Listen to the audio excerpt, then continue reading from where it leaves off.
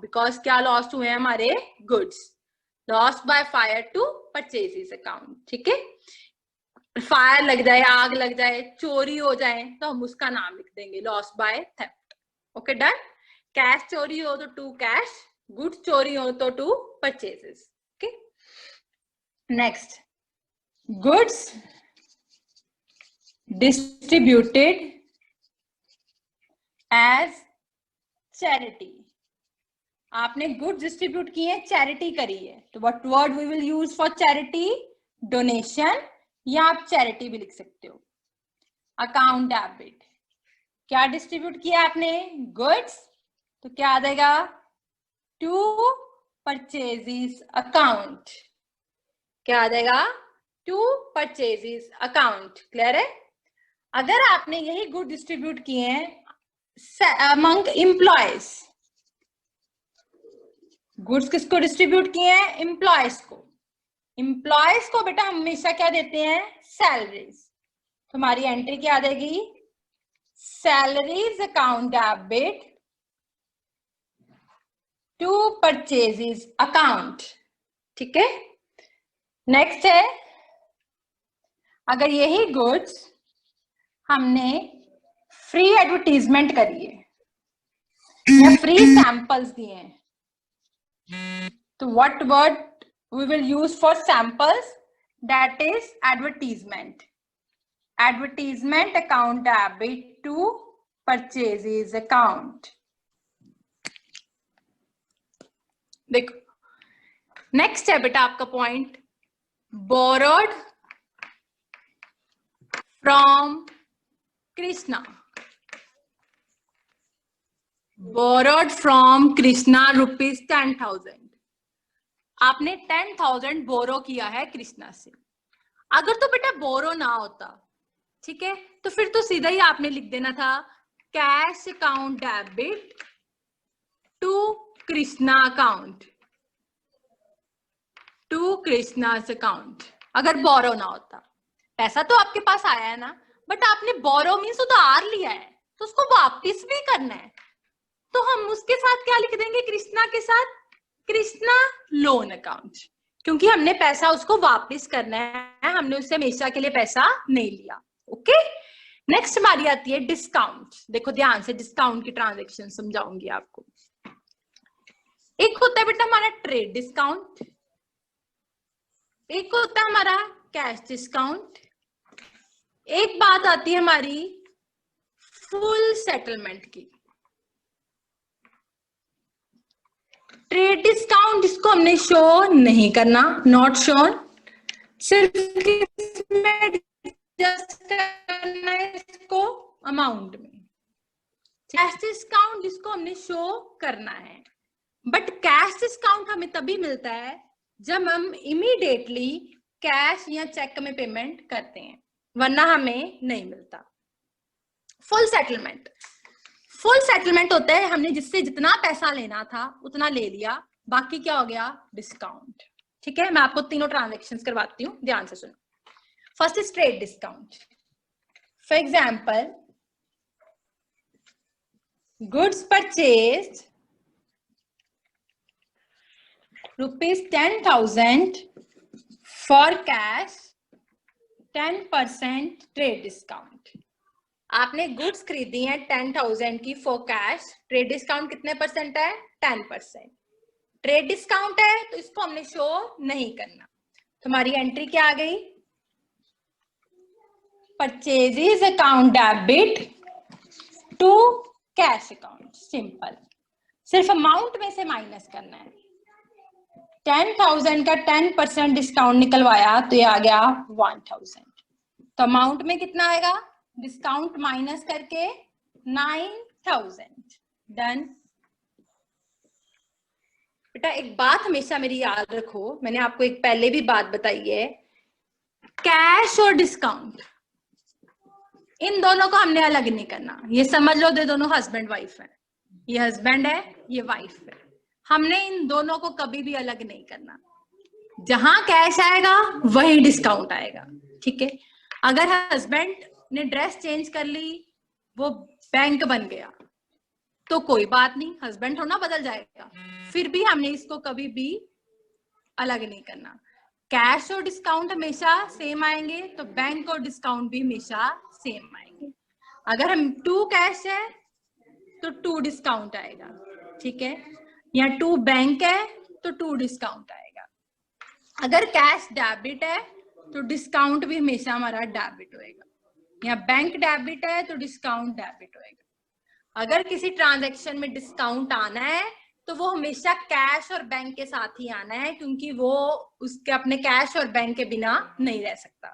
Clear है, ये याद रखना। नेक्स्ट, ये जो ट्रेड डिस्काउंट था इसमें तो आना ही था डिस्काउंट, तो सिंपल लिख दिया। अगर ट्रेड डिस्काउंट की जगह वर्ड हो कैश डिस्काउंट, कैश डिस्काउंट तो आना है ना। अब कैश डिस्काउंट किसके साथ आएगा? कैश के साथ। परचेजेस टू है 10,000। सपोज करो आपके पास ट्रेड डिस्काउंट भी आ जाता है और कैश डिस्काउंट भी आ जाता है, तो उस केस में माय डियर आपने पहले ट्रेड डिस्काउंट लगाना है, फिर आपने कैश डिस्काउंट लगाना है। पहले आपने कौन सा लगाना है? ट्रेड, फिर लगाना है कैश। फॉर एग्जाम्पल मैं आपको बता देती हूँ, goods sold for cash ₹50,000 at the rate 10% trade discount and 5% cash discount. अब देखो मैं कैसे ये सम करती हूँ। मैंने गुड्स बेचे, कैश आया, गुड्स गई। अब ट्रेड डिस्काउंट भी है और कैश डिस्काउंट भी है। पहले मुझे ये पता चल गया ट्रेड डिस्काउंट मैंने शो नहीं करना, बट कैश डिस्काउंट मैंने शो करना है। किसके साथ? कैश के साथ। ठीक है, मेरी एंट्री बन गई कैश अकाउंट डेबिट। अगर कैश डेबिट है तो मेरा डिस्काउंट मैंने आंखें बंद करके इसको डेबिट लिख देना, टू सेल्स अकाउंट। अब पहले कौन सा डिस्काउंट लगाऊंगी मैं? ट्रेड डिस्काउंट, फिर लगाऊंगी कैश डिस्काउंट। कैसे लगेगा ट्रेड डिस्काउंट? देखिए, मैंने गुड्स खरीदी 50,000 की, 10% ट्रेड डिस्काउंट मीन्स 5,000 आ गया डिस्काउंट, तो मीन्स मैंने गुड्स कितने की खरीदी? 50 माइनस निकाल लिया, तो टू सेल्स में मैंने कितना लिख दिया? गुड्स कितने की बेची मैंने? 45। हो गया डन। अब लग रहा है 5% कैश डिस्काउंट। अब ये किस पे लग रहा है? 5%। 45,000 पे मैंने 5% लगाया, कितना आ गया? ओके, 45,000 में से 2250 माइनस किया तो मेरा यहाँ पे आ गया 42250। जब कैश भी हो ट्रेड भी हो तो पहले एंट्री कर लेनी है। पहले हमने ट्रेड डिस्काउंट लगा के नेट अमाउंट निकाल लेना है, फिर हमने कैश डिस्काउंट को शो कर देना है। Okay done. उसके बाद मेरी एक एंट्री आती है फुल सेटलमेंट।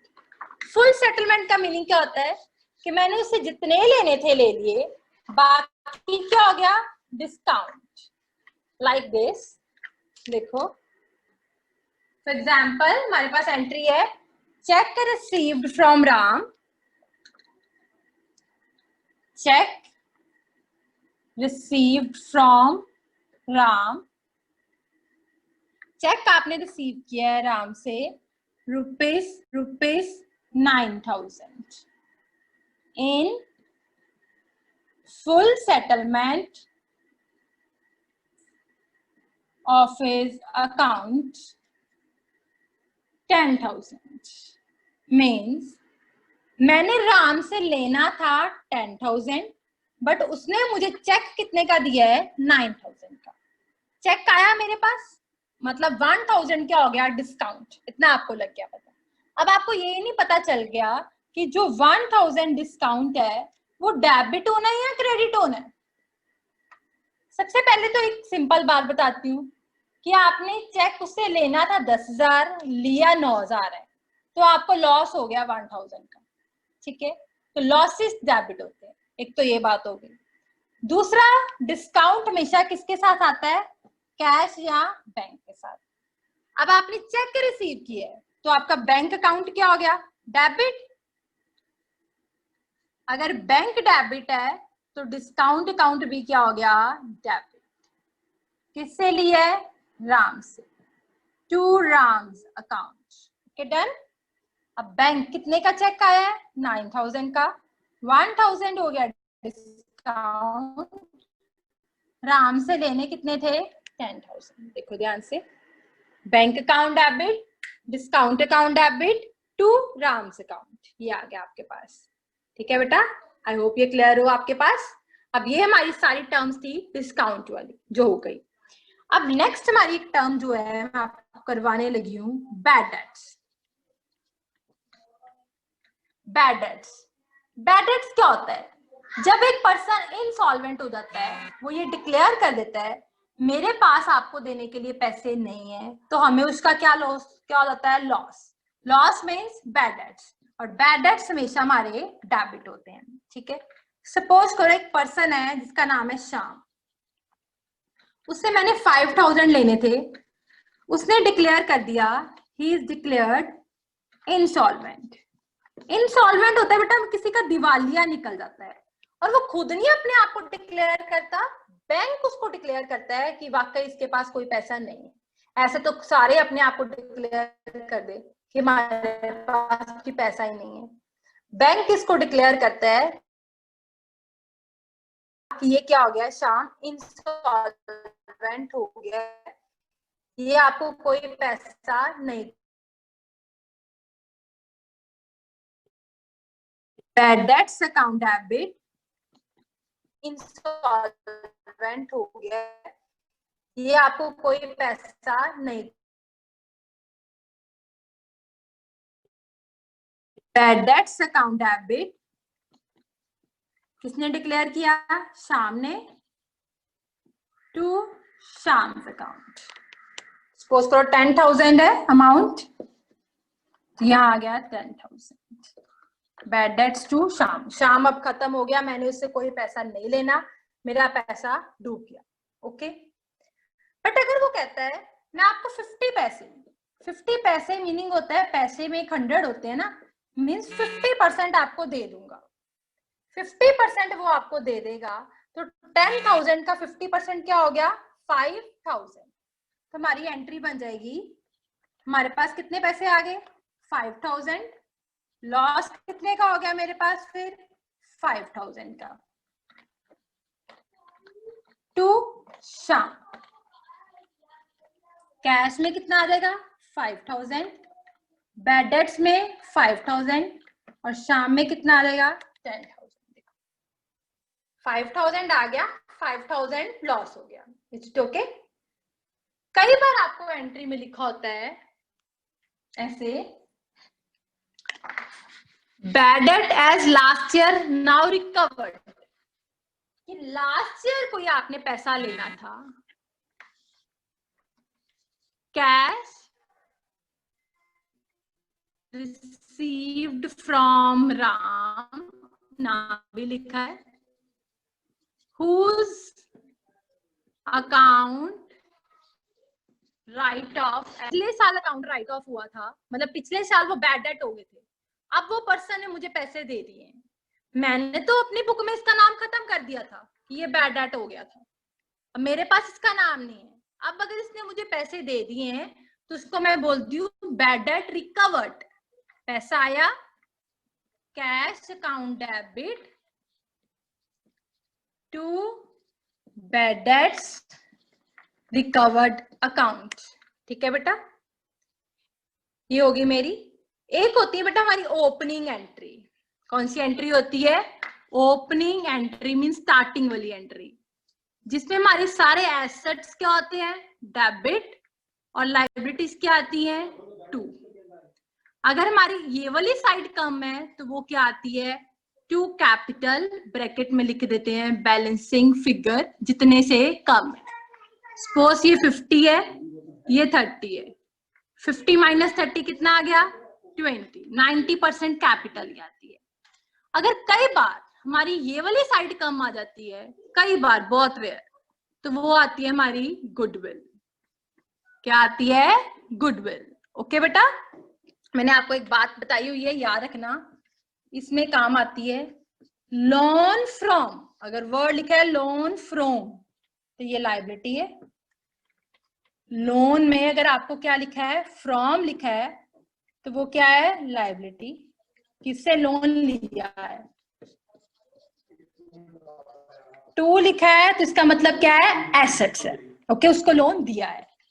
ओइंग रिवर्स होता है बेटा, ओइंग में अगर टू लिखा है तो लायबिलिटी है, ओइंग में अगर फ्रॉम लिखा है तो एसेट्स है।